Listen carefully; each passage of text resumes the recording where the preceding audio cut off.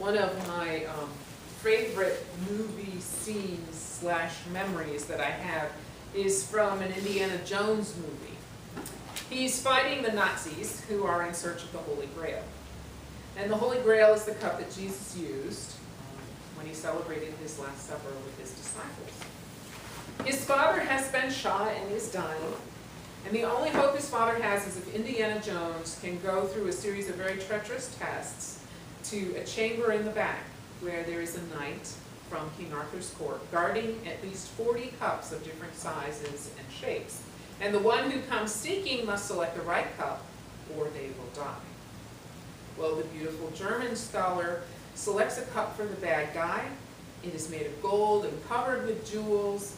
And the bad guy drinks from it, and in Hollywood fashion goes the way of Lot's wife. It's quite a gruesome scene. And then Indiana Jones has to select a cup.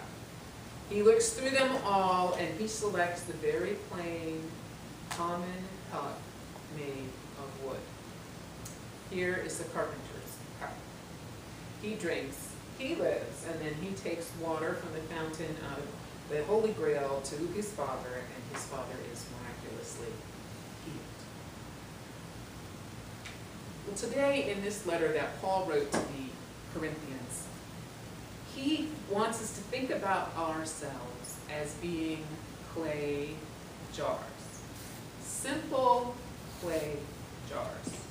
No fancy gold work, no fancy painting, no fancy glaze, not even a whole jar, but one that is cracked. And he points out for us that we are made this way so that God's glory might shine through us. On the outside, it's just a simple clay jar, a few cracks in it, but inside lies the greatest treasure there ever was, there ever is, and there ever will be, the Lord our God. Why clay jars? Well, because it needs to be clear to the world that the extraordinary power that is within us comes from the power of God, not from anything we can do. For the last few weeks, we've been talking about going back to school kind of theme, and that we all like to have a time to make a fresh start. And often, when we were children, every year we would come back to school and we would have that opportunity for a fresh start as we started school every fall. There were endless possibilities to a new school year. It was a time to be a new person, to make new friends, to turn over a new leaf, to conquer new worlds, to learn about all there is in the world. The possibilities that lay before us as we entered a new school year seemed endless to us when we were kids. The first week we talked about how forgiveness is a great way to make a fresh start. Last week we talked about the strength that the community gives us as we're making this fresh start, and how their gifts and graces can help us and encourage us and hold us up and give us strength for the journey as we make our fresh start. This week we want to explore what happens when our fresh start goes sour, when it gets derailed, when something goes wrong. You know those times. You get all excited about the new year and all the new friends you're going to make, and then someone brings up that really dorky thing you did last year, and everyone is laughing and making fun of you again, and up goes your dream of a fresh start in a puff of smoke. It's that time when you get 10 minutes to do the pop quiz, and 8 minutes into it and 4 questions to go, your pencil lead breaks. And you know it's going to take exactly 2 minutes to raise your hand and give permission to go sharpen your pencil. It's that time when you get all excited about the new organizational chart at work. You think, well, here we go. We're going to have a fresh start. Everything's going to be new. We're going to be boss, new department. It's going to be great. And then you get let go. It's a fresh start gone sour when the perfect job opens up and you interview and you think you've wowed them, and then you don't get the job. It's that phone call from the doctor that turns your heart to stone. Life in our fresh starts sometimes gets stopped dead when we face a disappointment, or a fear, or a rejection, or some bump in the road. And it's tough when all that excitement gets imploded. And sometimes even with our community of faith, to support us and love us through that, it's really hard to face those disappointments, to face that fear, to face the rejection. And you just want to run and hide in a closet. It's those times when you never want to leave the house again for fear of ridicule or for fear that there'll be more disappointment on the road and you just can't take it right now.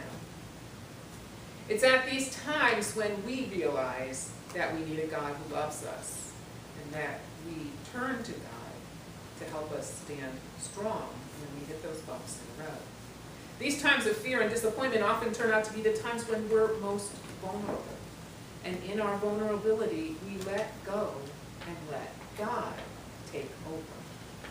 And that's when God shines through our clay pot. It's when we know we can't do it on our own, that in our weakness, somehow, somewhere, God is going to use that to bring powerful things to birth. In this passage, Paul gives examples of this condition. He says, we are afflicted in every way, but we are not crushed. We are perplexed, but we are not driven to despair. We are persecuted, but we are not forsaken. We are struck down, but we are not destroyed.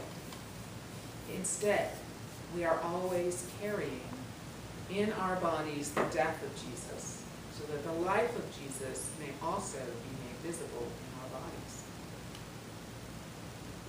I think that means that when we're knocked down by the world, when there's a disappointment, when something goes wrong with our fresh start, and that happens to everyone, be they Christian or not, we get knocked down and our fresh starts go bad. We who are Christian, who know Jesus, live in a constant rhythm of death and life, death and resurrection, in a way that a non-Christian can't. We live, we get up, we face the world every day, a world filled with life, and we know that because of the resurrection of Jesus Christ, we have our death moments, we have our stumbling moments, we have those times when our fresh start goes bad and we're disappointed and we're afraid and all those things happen. That's a death moment. That's a burying in the life of, in the death of Jesus. But then we know from this example of Christ that there will be a resurrection moment, that there will be a time when new life will come, when there will be a fresh start, when resurrection happens. Because God is with us and God is within us. And we know there will be resurrection moments as well. Have you heard this prayer? So far today, God, I've done all right. I haven't gossiped, I haven't lost my temper, I haven't been greedy, grumpy, hasty, or selfish. I'm really glad about that. But in a few minutes, God, I'm going to get out of bed. And then I'm going to need a lot of help. That's how our days go. It's pretty good when we're just laying in bed. But then we have to get out and face the world. Every day we have a fresh start. Every day there may be fresh trials or fresh life laying before us.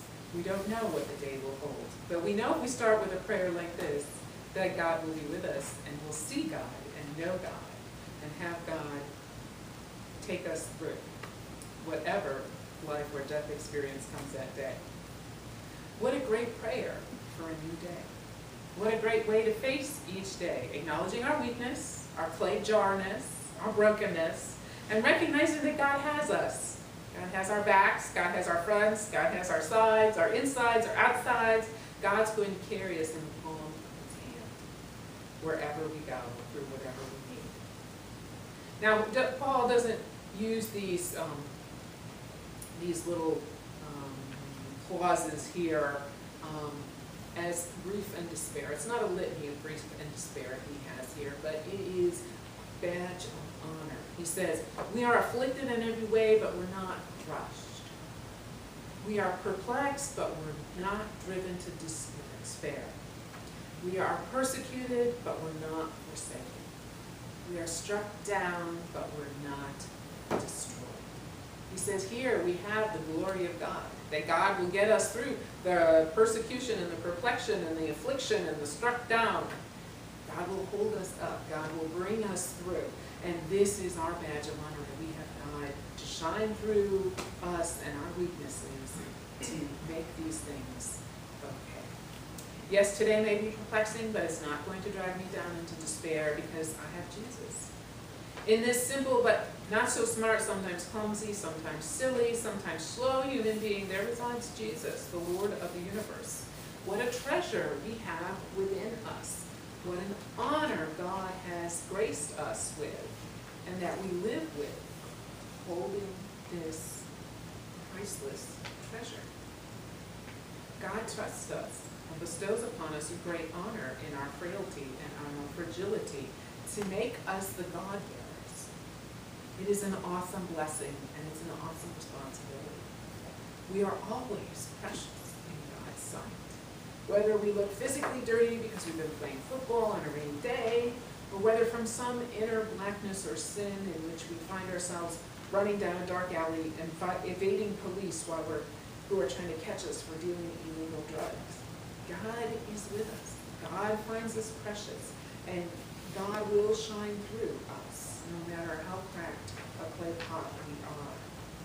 So in the midst of our fresh start, these disappointments will come, and we need to make another fresh start. Every day is a new beginning. Sometimes, multiple times a day, we make a new beginning. We make a new fresh start. And we're able to do that because we have God. Never fear, God is here. So we can turn to God all the time when we need help.